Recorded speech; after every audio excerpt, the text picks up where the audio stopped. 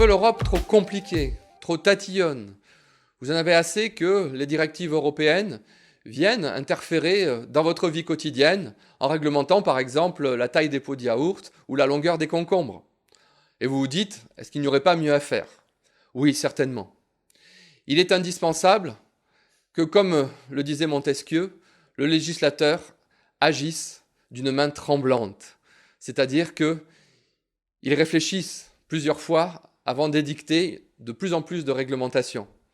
Il faut savoir effectivement se concentrer sur l'essentiel, c'est-à-dire l'harmonisation de nos systèmes sociaux, de nos systèmes fiscaux.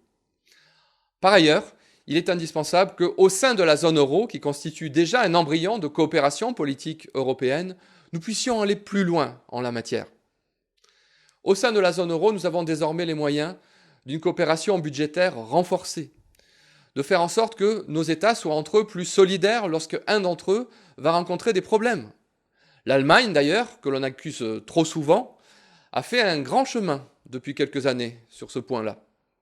Et il faut l'accompagner dans ce chemin en faisant nous aussi des efforts en France et dans les pays pour lesquels nous avons été trop laxistes dans de trop nombreux domaines depuis plusieurs années. Aujourd'hui, nous faisons d'Europe le bouc émissaire de nombreux manquements, alors qu'il faudrait au contraire mieux nous regarder nous-mêmes en profondeur et savoir en quoi nous pourrions nous améliorer, en particulier dans le domaine social et fiscal. Oui, la France doit maintenir son système social parmi les meilleurs au monde, mais pas à n'importe quel prix. Il faut avoir le courage de regarder certaines réalités en face et de faire des réformes audacieuses, innovantes, et également aller vers des investissements d'avenir qui feront que l'Europe de demain sera davantage vivable pour nos jeunes qu'elle ne l'est aujourd'hui.